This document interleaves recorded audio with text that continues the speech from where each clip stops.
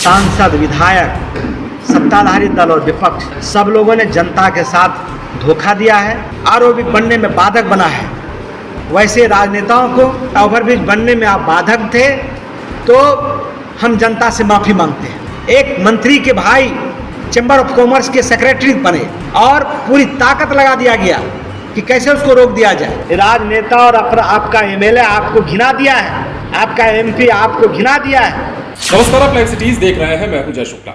चाहे वो सत्ता पक्ष के नेता हो या फिर विपक्ष के नेता, सभी ने जनता को ठगने का काम किया है। एक लाइन में अगर कहें तो इस हमाम में सभी नंगे हैं। ये बातें हम नहीं कह रहे हैं, ये बातें दरअसल पूर्व विधायक किशोर कुमार मुन्ना ने कही है और किस मामले में कही है वो भी हम आपको बता देते हैं। दरअसल बात कर रहे हैं हम सहरसा जिले की, जहां पर आरओबी मतलब रेलवे ओवरब्रिज निर्माण का को लेकर जो मामला है वो कई सालों से फंसा पड़ा है। 25 से 26 साल हो गए या कहें कि 27 साल होने को हैं, लेकिन इस ओवरब्रिज का मामला ऐसा फंसा है या यूं कहें कि कोई ऐसा फंसा दे रहा है जिसके बाद वहां के स्थानीय समस्याएं जस की तस बनी हुई हैं। और इन्हीं समस्याओं को लेकर जब किशोर कुमार मुन्ना प्रेस कॉन्फ्रेंस के दौरान बोल रहे थे तो उन्होंने जनता से माफी मांगने तक को कह दिया और कहा कि यहां जितने भी नेता हैं वो आए और जनता से हाथ जोड़कर माफी मांगे कि मुझे माफ कर दीजिए। क्यों कह रहे हैं और क्या कुछ समस्या है, क्या व्यवधान उत्पन्न हो रहे हैं आरओबी निर्माण को लेकर के, जरा सुनिए। सहरसा बंगाली बाजार रेलवे ढाला पर आरओबी का निर्माण में यहाँ के राजनेताओं, सांसद, विधायक, सत्ताधारी दल और विपक्ष सब लोगों ने जनता के साथ धोखा दिया है, जनता को मूर्ख बनाया है। अब जब रेलवे ने एनओसी नहीं दिया तो फिर उसका श्रेय लेने का भी होड़ मचा हुआ है। तो मैं कहना चाहता हूँ कि 27 वर्ष में एक एक वर्ष, एक एक दिन, एक एक मिनट जिसने सहरसा के आम लोगों को कष्ट पहुंचाया है, आरओबी बनने में बाधक बना है।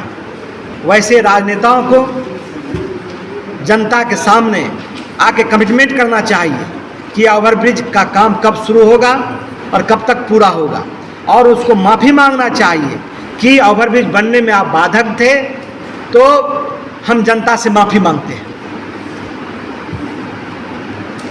आगे क्या रूपरेखा आपकी है, कैसे आप लोग आगे हमने 60 दिन का समय तय किया है। 60 दिन के बाद हम एक आम बैठक बुलाएंगे और आर पार की लड़ाई करेंगे। हर हाल में, चूँकि ये मेरा सवाल नहीं है, सहरसा के किसी जाति, किसी धर्म का लोग हो, ये तमाम एक एक लोगों का जन आकांक्षा का ये ओवरब्रिज प्रतीक बन गया है।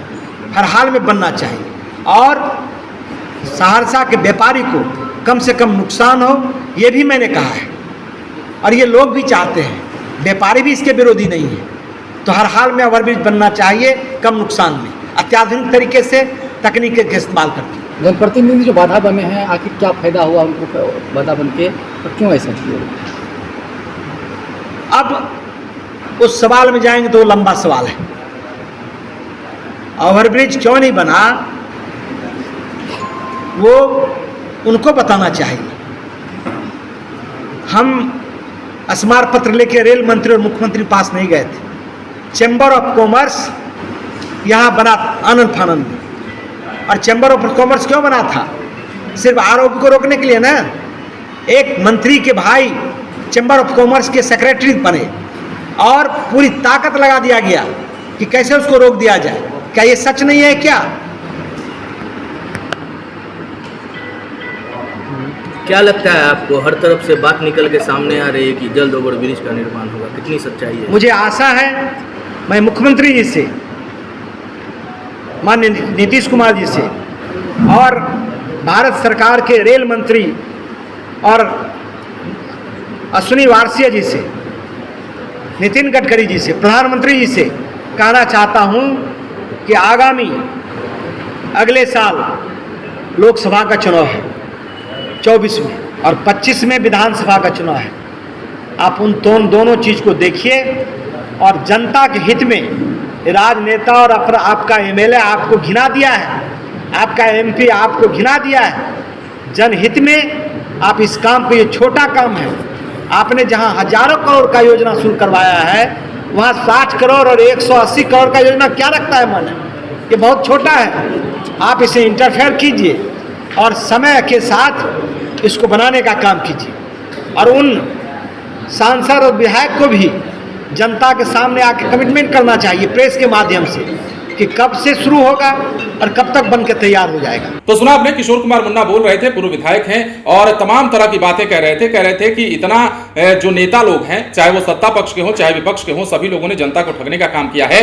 रेलवे ओवरब्रिज को लेकर जो मामला कई सालों से पेंडिंग है, उस मामले पर अभी तक किसी का संज्ञान नहीं लिया गया किसी के द्वारा। और इसी मामले को लेकर किशोर कुमार मुन्ना वहां के राजनेताओं पर, स्थानीय नेताओं पर, चाहे वो पक्ष के हों या विपक्ष के, तमाम लोगों को कटघरे में खड़ा कर रहे थे और ये भी कह रहे थे कि अब हम आर पार की लड़ाई करेंगे, एक आम बैठक करेंगे और इसे लेकर के अब हम किसी को भी बख्शने के मूड में नहीं है, चाहे वो किसी भी दल के नेता हो, किसी भी पार्टी के नेता हो। तो देखिए, इन बयानों की हम बात अगर छोड़ देते हैं तो सहरसा में वाकई में जो रेलवे ओवरब्रिज का मामला है वो सालों से पेंडिंग है। यहां समस्याएं अनेकों हैं। इस ओवरब्रिज के बन जाने से जहां एक तरफ कई समस्याओं से निजात मिल जाएगी तो वहां लोगों को बड़ी राहत मिलने वाली है, लेकिन पता नहीं क्यों इस समस्या को अब तक सुलझाया नहीं गया, या यूं कह सकते हैं कि ये ओवरब्रिज बनाने का जो सिलसिला है, जब भी शुरू होता है काम रुकवा दिया जाता है या फिर काम रुक जाता है। तो ऐसे में बड़ा सवाल यह है कि सहरसा के लोगों को राहत कब मिलेगी, और इन्हीं मुद्दों को लेकर के किशोर कुमार मुन्ना जो है नेताओं पर बरस रहे थे। बने रहें लाइव सिटीज के साथ। यदि अब तक आपने हमारे चैनल को सब्सक्राइब नहीं किया है तो सब्सक्राइब कर लीजिए ताकि हम आपको खबरों से अपडेट रख सकें।